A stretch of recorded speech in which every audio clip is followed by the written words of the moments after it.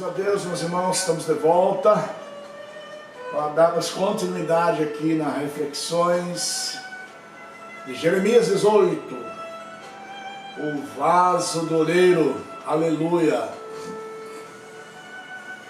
Deus abençoe sua vida aí do outro lado, meu filho, aleluia.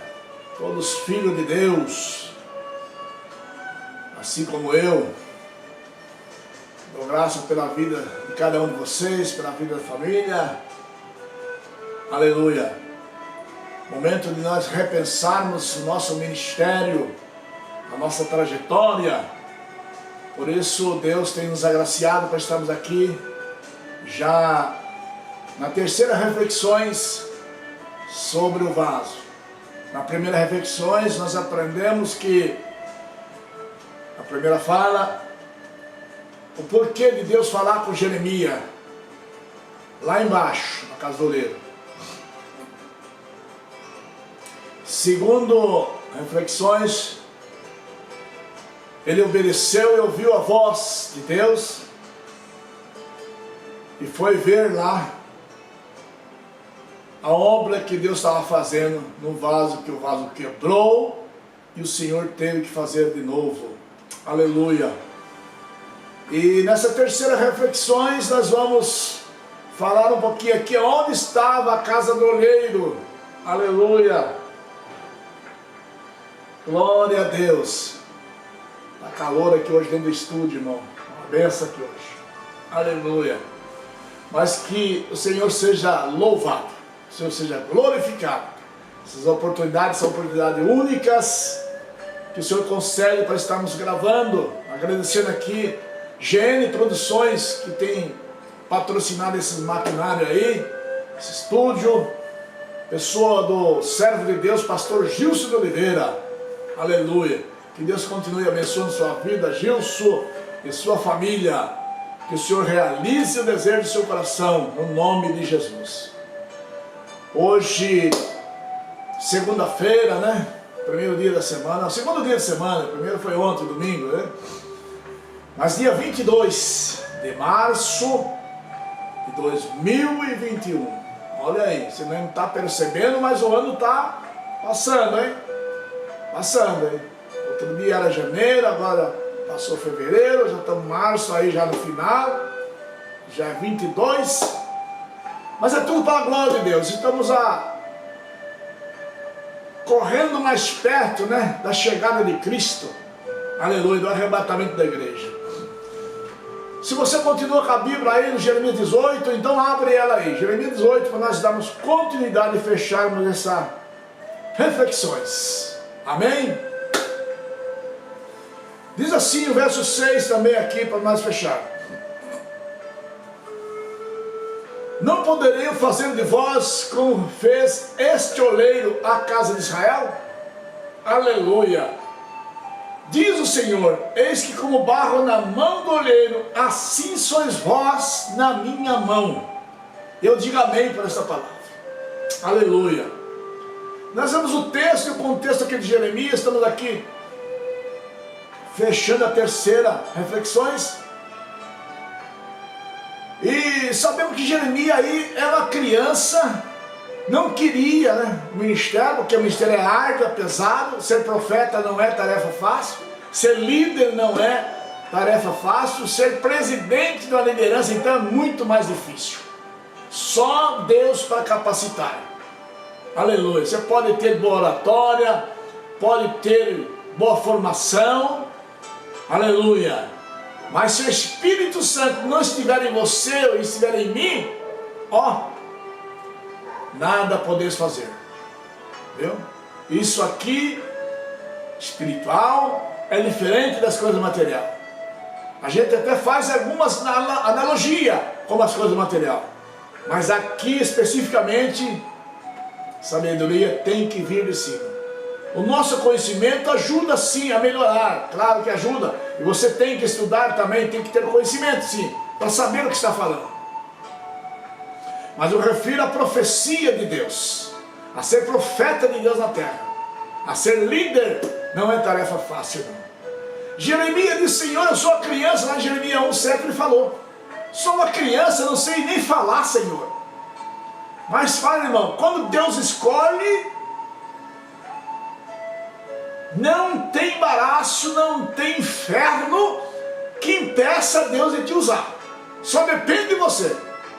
O moço rejeitou, o moço sofreu, considerado como profeta chorão, apanhou. Que a cultura da época, irmão, não era fácil.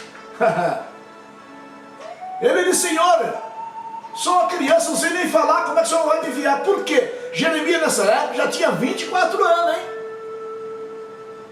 Já tinha 24 anos, porque naquela cultura da época, cerca de 3 meses até os 24 anos era considerado, ou seja, de 3 meses aos 40 anos, era considerado criança. E aí, aqui especificamente nessa época, Jeremias tinha 24 anos.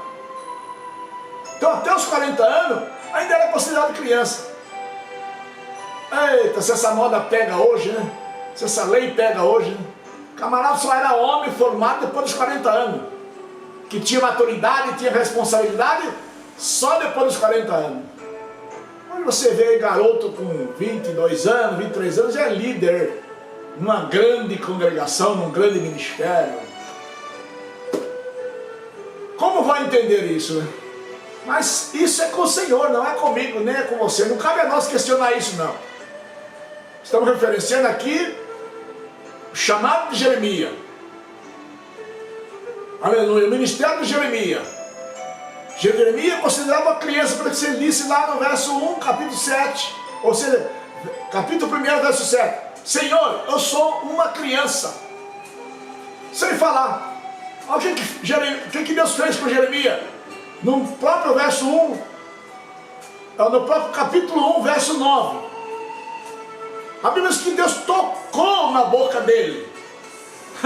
Meu irmão, aí a coisa muda. Quando Deus chama, Ele chama. Quando Deus olha para você, escolhe você, meu irmão. Você pode até ficar prostrado, não querer. Pode até ter que descer a casa do oleiro, ser feito de novo. Mas o Senhor nunca vai desistir de você e nem de mim. Fomos escolhidos a dedo. E fomos achados por Deus. Eu, pelo menos, fui achado lá no monturo. Mas Deus tirou daquele monturo e colocou de pé. Para ocupar lugar junto com os príncipes. Aleluia. E assim é com você também. Seu ministério, seu chamado, com certeza não é diferente. Aleluia. Jeremias tinha cerca de 24 anos. Aí. Mas Deus tocou na boca dele. Aleluia. Eu louvo a Deus por isso. Você pode estar perguntando, mas pastor, onde fica aí a casa do oleiro? Jeremias, Deus mandou ele descer lá na casa do oleiro. Sabe onde ficava a casa do oleiro? Onde fica a casa do oleiro nessa época aí, nessa cultura? Lá no vale de Inom, ao sul de Jerusalém. Lugar baixo. Viu? Jerusalém estava lá. E Sinom, ou seja, Inom, o vale de Inom, estava lá embaixo. Então Jeremias teve que descer, sair lá de Israel e descer lá a casa do oleiro. Por isso a palavra está dizendo, desça a casa do oleiro.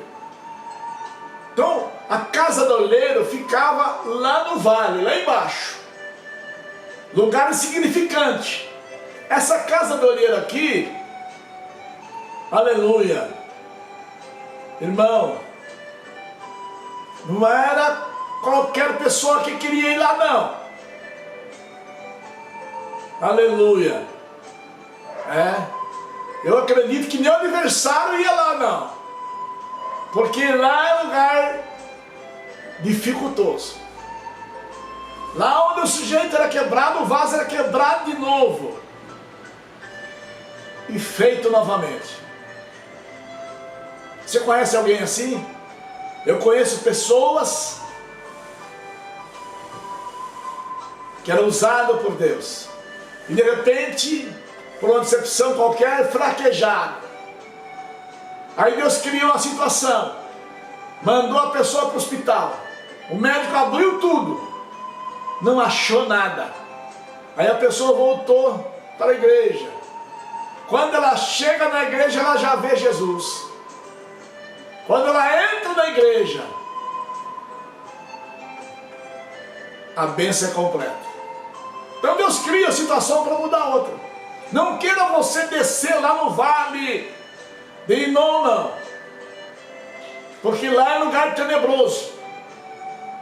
É o sul de Jerusalém. Jerusalém estava em cima e o vale estava lá embaixo, no sul de Jerusalém.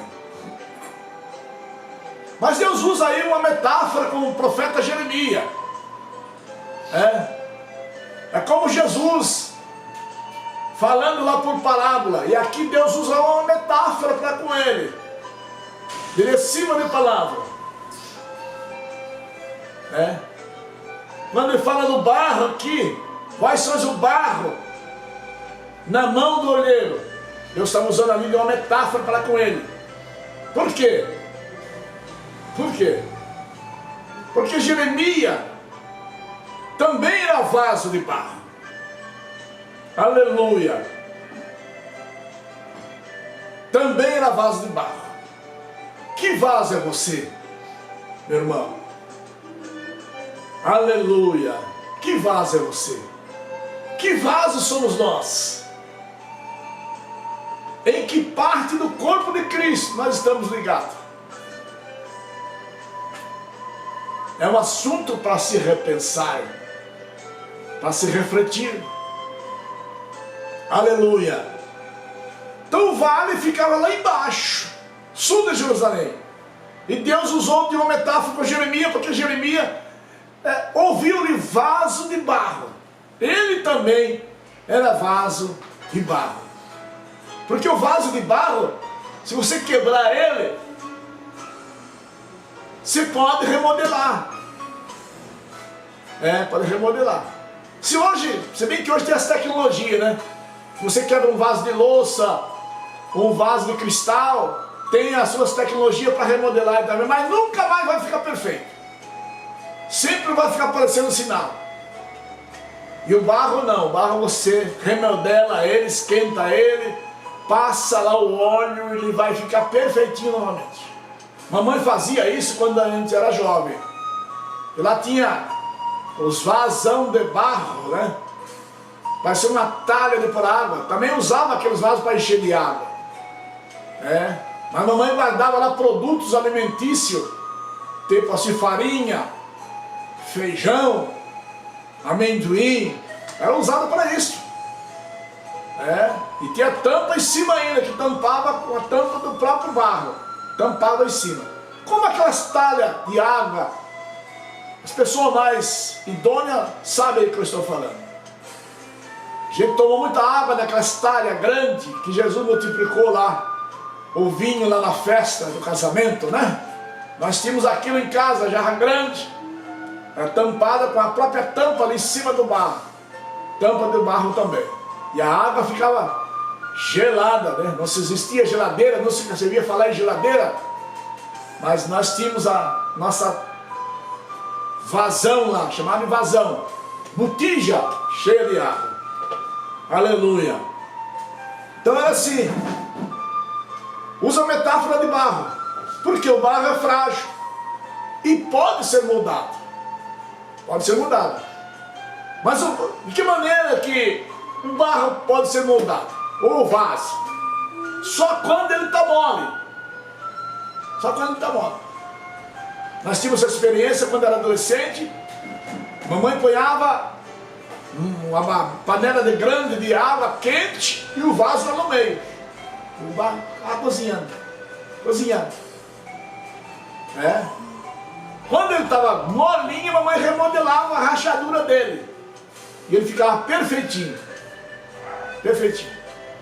Aí pegava-se um outro barro lá de uma estância barrancal, né? Que tirava lá para passar nas paredes, passava nele o barro. Vitrificava tudo ele novamente. Eu não me lembro se era argila que a mamãe usava ou se era um tipo de barro. Mas nós íamos buscar para ela num barranco lá das terras. Era diferente. modelava ele, um barro com outro barro. Por isso que nós somos vaso de barro. Só quando estiver mole. Não adianta você querer consertar o vaso quebrado se ele estiver seco. Não vai dar certo, vai quebrar mais ainda. O salmista, eu disse aqui na minha fala anterior que o salmista Davi passou por isso, na sua juventude. O povo de Israel, esse mesmo povo olhava para ele e considerava ele como um vaso quebrado, esquecido aos olhos deles. Porque quando você é vaso, você é profeta, você não tem muito amigo não, viu, meu irmão? Você tem mais inimigo do que amigo. Quando o profeta exerce a função que Deus manda, ele tem mais inimigo do que amigo. Viu? Glória a Deus. E se o povo não se humilhar, olha aí como isso é sério, hein? Está aqui dentro do contexto aqui, Jeremias 18. Se o povo que se chama pelo Senhor não se humilhar e se arrepender, Deus humilha eles e quebra. Olha como o negócio é muito sério, meu irmão. Se o povo que se chama pelo Senhor não se humilhar, Deus é poderoso para humilhar eles e eles serem quebrados. E aí? Não queira questionar isto não, irmão. Só obedece. Eu disse no início da minha fala que é melhor obedecer. Nas reflexões anteriores já abordei isso. Tem pessoas que sofrem porque não querem obedecer, não quer se humilhar e continua se sacrificando até sua família, teu ministério não vai, não anda, não flui. Aleluia, porque não se humilha. Ele acha que a tese dele, a filosofia dele está acima, a sabedoria dele está acima. Não, acima de nós só é o Senhor. Acredite no seu ministério, no seu chamado. Aleluia. Então fica aí para quem não conhecia, o vale da casa do olheiro ficava lá, não, a casa do olheiro ficava no vale, lá embaixo, sul de Jerusalém. E Deus usa essa metáfora aí como barro que somos na mão do Senhor. E Ele pode fazer de nós, a qualquer momento, vaso novo. Agora o certo é que se o povo que se chama para o Senhor, que se diz igreja do Senhor, que tem uma credencial de igreja de Deus aqui na terra, que participa do corpo e do sangue de Cristo, cerimonial memorável, mas se não se humilhar, Deus vai quebrar. Deus quebra e humilha eles. Viu? Tem gente que prefere morrer do que se humilhar. E isso é bíblico. Quantos personagens aqui que morreram porque não se humilharam? Vou só citar um aqui, chamado Rei Herodes. O Egito também. Quantas pragas Deus mandou lá e matou muita gente. Mas eles não se humilharam. E hoje é diferente, irmão? Não é. Não é, porque pessoas que acham que é cristão, ele está acima dos outros. Está acima até do ímpio, está acima do ateu. Devia descer, repensar e agradecer a Deus, porque Deus tem poupado, Deus tem segurado ele e dado visão para ele ser diferente. Não para humilhar os outros, mas para que ele venha se humilhar, para não ser quebrado, para não ser tocado pelo Senhor. Então tá aí, você que acompanha as nossas lives, acompanha as nossas reflexões aí no meu canal. É a palavra de Deus, é a simplicidade, mas é a realidade, irmão. Não queira fugir dessa realidade, inventando, sabe, enfeitando. Não adianta, querendo procurar atalho, dizendo que não faz mal, não tem importância, estamos no século 21, Cuidado, irmão. Deus tem o controle. Ele solta a corda. Mas uma coisa é certa, Ele nunca solta a ponta da corda. E a hora que Ele começar a puxar, vai acontecer isso aí. Vai ter que descer na casa do oleiro, reconhecer que é falho. Reconhecer a impertinência. Ou a impertinência, né, como você queira entender. É uma palavra até meio dificultosa para se expressar. Aleluia. Mas é arrependimento do pecado cometido pelo povo. Se você ler no Salmo de número 137 também, você vai entender e compreender muito bem esse texto aqui também de Jeremias 18. Fala que se o povo não se arrepender, aleluia, se o povo não prestar uma impertinência do seu pecado cometido, não tem como Deus perdoar, não tem como Deus agir com a igreja na terra. A igreja continua, porém o Espírito Santo fica só observando. Só observando. Qual é a atitude da igreja? Qual é a atitude dos líderes? Com certeza não será a mesma. Mas precisamos nos identificar. Que qualidade de vasos estamos sendo na presença de Deus. Aleluia. Eu glorifico e exalto o nome do Senhor, porque o Senhor tem dado oportunidade para você se redescobrir, para você se repensar. E você está deixando o tempo te levar.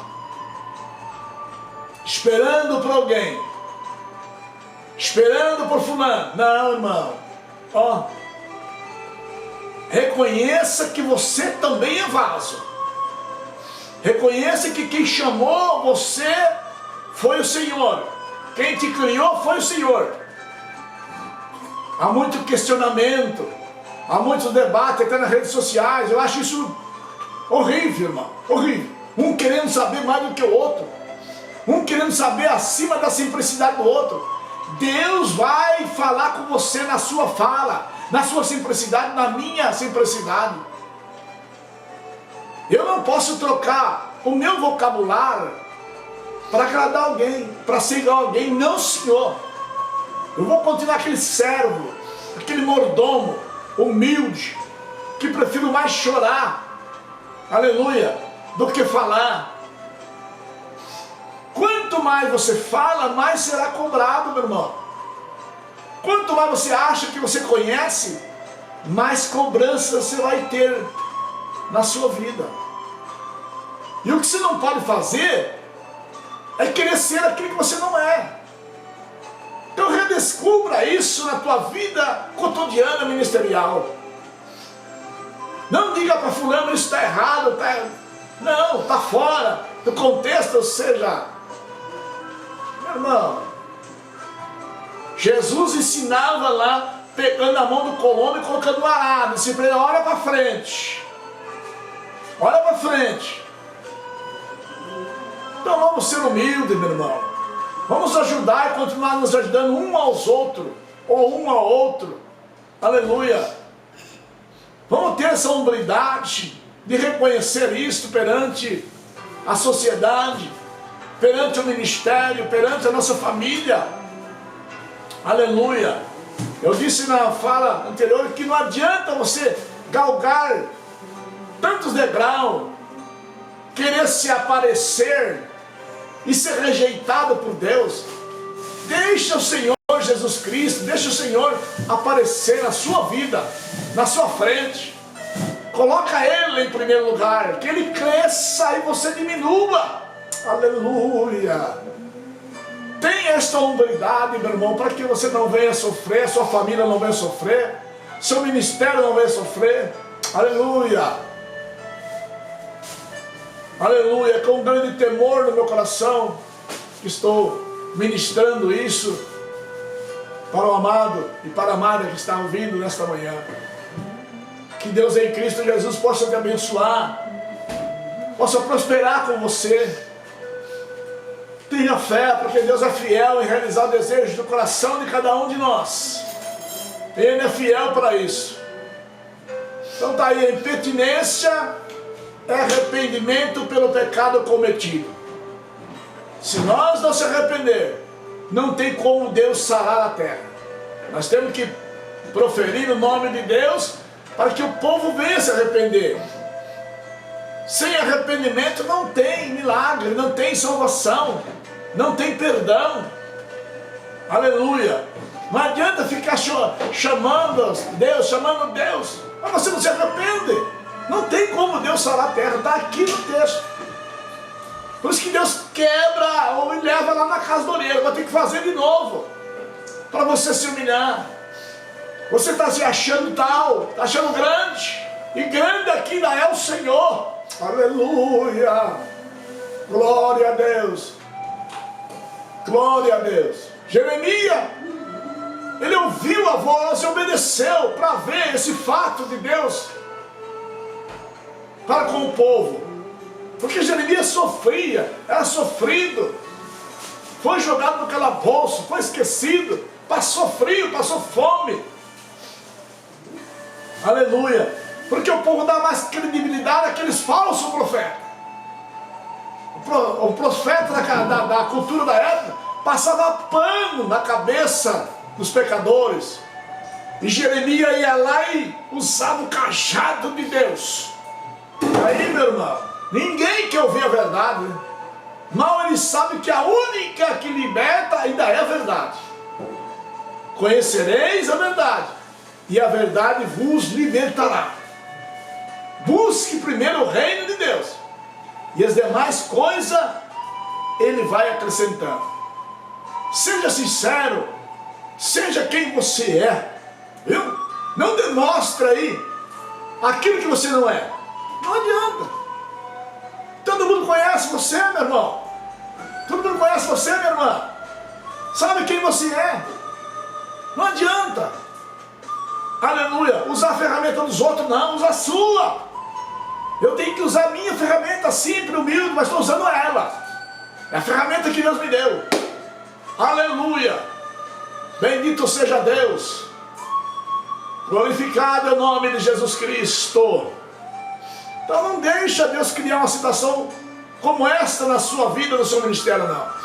Se arrependemos e buscamos a presença de Deus, aí Deus sara a terra. Amém? Deus é em Cristo Jesus, meu irmão. Nos abençoe aí, você, seu ministério, sua família. Você tenha uma semana próspera, abençoada, com saúde e com alegria. Receba o meu abraço fraternal. Até uma próxima oportunidade. Deus abençoe em nome de Jesus. Amém.